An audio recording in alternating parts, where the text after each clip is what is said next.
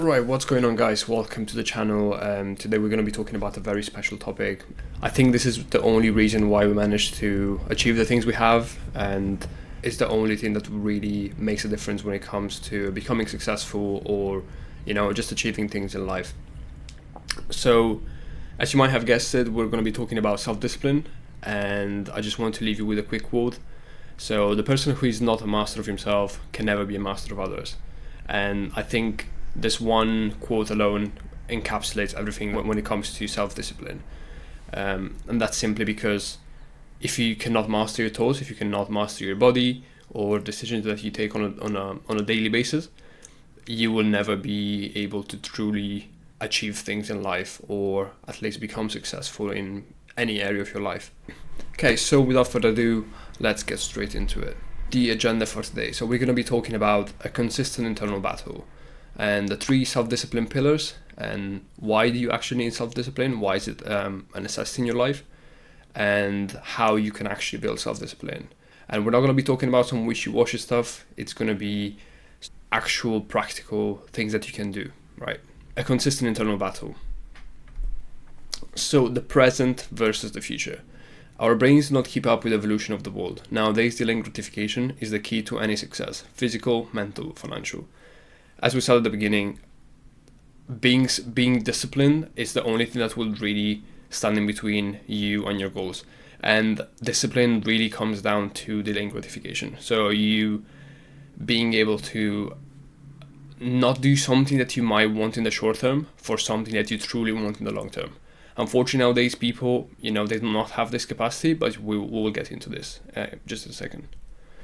So in the past, key information was kept away from the common man, and that gave the royalty an edge over the population. Nowadays, information is relatively free, so anything coming from Google, from YouTube, like even this video, and the only thing that stands in between you and your dreams is your ability to execute and be disciplined. So training, working, eating clean, etc. might not always be fun in the present. However, you need to optimize your decisions for the future. This is just going back to what we said in the beginning. You need to understand that delaying gratification is the one thing that will truly make a difference in your life. And that pretty much applies to anything. Like it could be, for example, in the gym, it could be in business, it could be in a relationship. Like so many things might not feel fun in the present.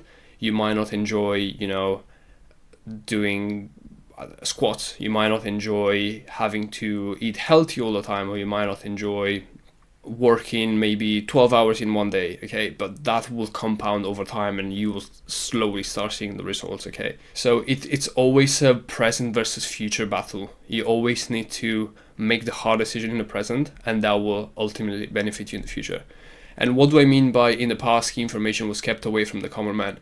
So in the past, only a very specific and small amount of people had access to information. They had access to books. They had access to knowing how to read, how to write, etc. And obviously times have changed. We all have access to information. We all have access to we can all go to school. We can all learn how to read, etc.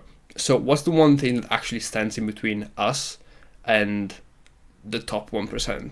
It all comes down to you having the discipline, you having the right mindset to be able to execute in a consistent manner and apply that information. It's not an information battle anymore. So the 3 self-discipline pillars. Food. So think of food as fuel for your body. You should never overeat. It makes you sluggish and kills your focus. Avoid at all cost sugary and processed foods. You won't get as many nutrients, it will give you brain fog. Help your own self-discipline by preparing meals in advance or plan meals in advance. This will reduce the chance of you going off track and choosing an unhealthy option. You always need to think as food as a source of energy for your body. You should never indulge into food. You should never eat for the taste, let's say, but you should always focus on eating for the nutrients, for what food actually, like for what is its true purpose, right? Its purpose is to basically nourish you, and it's to give you energy, and you cannot get the right energy if you're eating bad foods, right? You always need to optimize your body and your brain to perform at its best, and you cannot achieve that if you do not eat the right foods.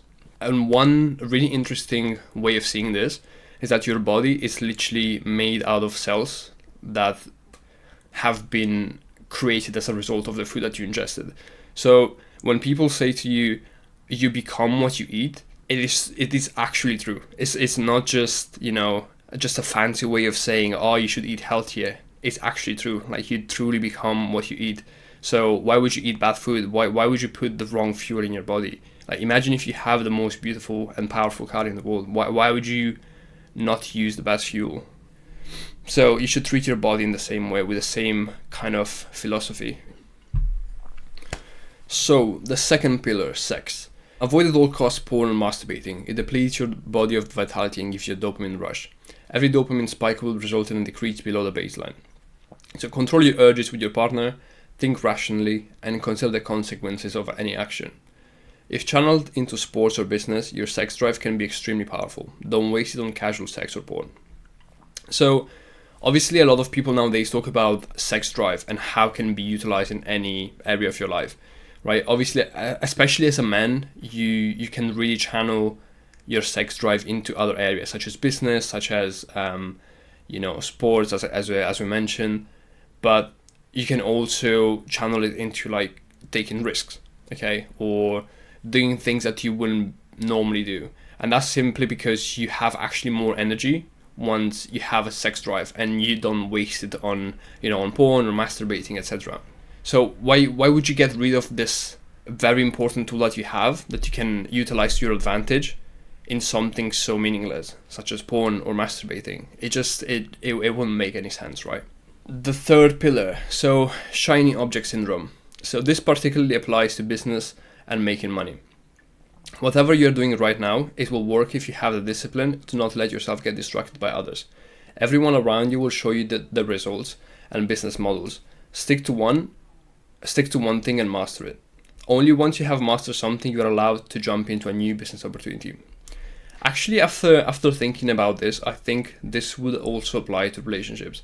I've seen a lot of people nowadays, especially because of social media, they tend to get distracted in the relationship. They're in a beautiful relationship, but somehow they let these Instagram models distract them from their actual partner, right? So their partner is perfect, they understand them, they're caring, they're nice, etc. But somehow they get distracted and they get hooked into, maybe I could get this model. And it's always like not being happy with what you have and like always seeking more, which per se is not a bad thing. But when you don't actually focus on the things you have and you don't appreciate the things you have, you end up losing everything. And obviously the same thing applies to business. So you should never let yourself get distracted by different things, right? If you're dedicated to one thing, you should focus on one thing and finalize it and have it running as it should be, right? So you should never really let yourself get distracted and jump into different business opportunities if they don't make sense for you. Why would you not complete something if you have started it, right? So why do you need self-discipline? So this world is more optimized than ever to steal your attention. It is easier than ever to indulge in bad habits, food, casual sex, etc. We've already spoken about this. And the world has changed. And self-discipline and consistency are the two main factors that differentiate high achievers from normal people. So obviously nowadays, everything around you is made to grab your attention.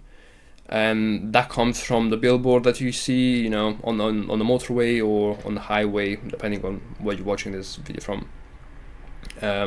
As well as every advertisement that you see on the internet, as well as Instagram, like any social media platform basically is there to get your attention and it's there to sell you something.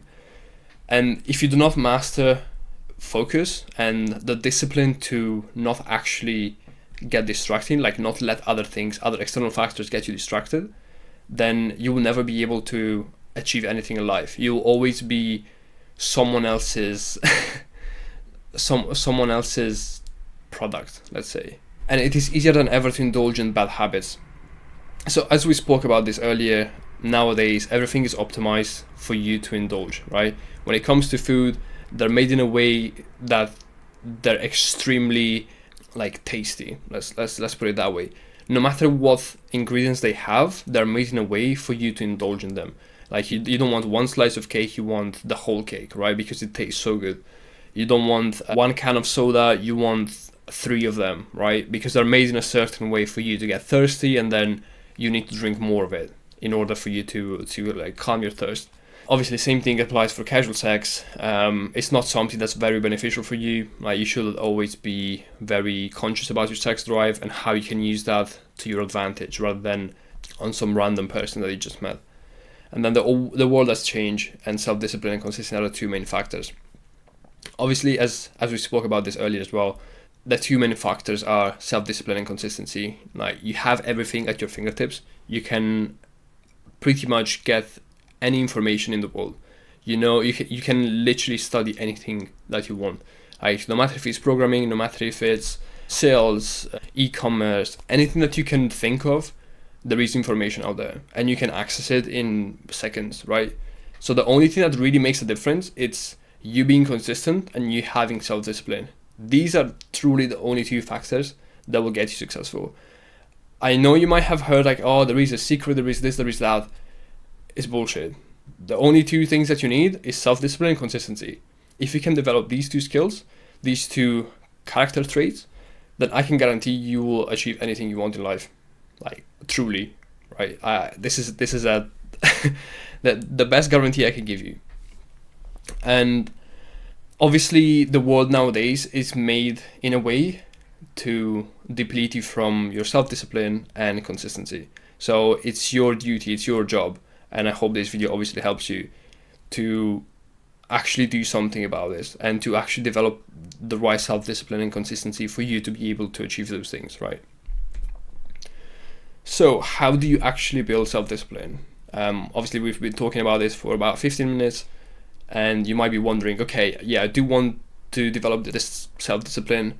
How do I do it? The 2 hardest tasks earlier in the morning, and one should always be to work out. One thing that I've noticed is that the moment that I do the hardest thing in the morning, and one of them has to be a workout, my day just becomes so much easier, right? I somehow develop a discipline that I can do anything I want throughout the day. Like, nothing feels hard.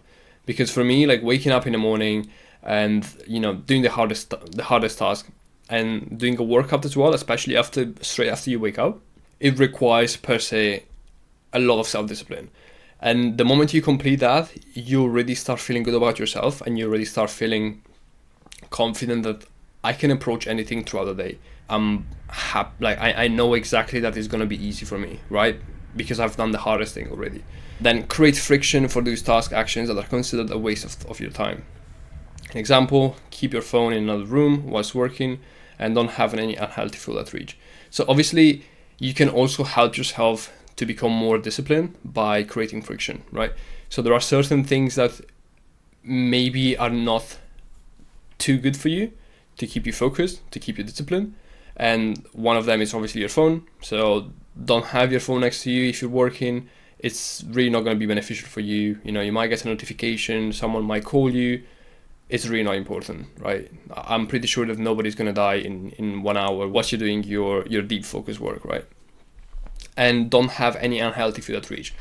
So one thing that I've noticed for me, for example, is that sometimes I can indulge into sugary foods, but if I don't have them at reach, it's going to be harder for me to say, oh, I want to go to the shop and buy whatever, right? So if I don't have it in my house, I am less likely to have bad foods or to have sugary foods. So by this principle, you're technically adding friction to you having unhealthy foods. So you're limiting your access to them. And adopt a progressive overload approach. Similarly to when you go to the gym, you can kind of become more and more disciplined, right? So when you go to the gym, you might be benching 50 kilos, and then you do 55, and then 60, and then 65. You don't go from 50 to 150. That will, like, the weight will just crush you, and you won't be able to lift it, obviously. So the same principle you should apply to when it comes to building discipline. You should basically be trying to become more and more disciplined as you go, rather than you trying to just go straight in, oh, I want to go to the gym at 5 a.m. and then I don't want to have any unhealthy foods and I want to work for 12 hours a day, it's just not gonna work, right? It's just gonna deplete you from all your self-discipline straight away in the first day, and you will start feeling frustrated about yourself because you just don't think you can do it, basically. Create consistency systems to automate self-discipline. So another thing that you can do to help yourself to become more disciplined is to create protocols or habits, right? So the more you can create habits, the more you can create protocols for yourself that you can automate on a daily basis, the easier it's going to be for you to stay disciplined. And this is simply because there is no guesswork. So you know exactly in which order you're going to do certain things, and you are going to do them, basically. So the first thing, intentional hardship. Wake up before 6 a.m. and go straight to the gym. Cold showers in the morning after gym. Intermittent fasting 24 hours. Eat the right foods. No fast food, no sugary drinks, foods. Control emotions, even in extreme cases.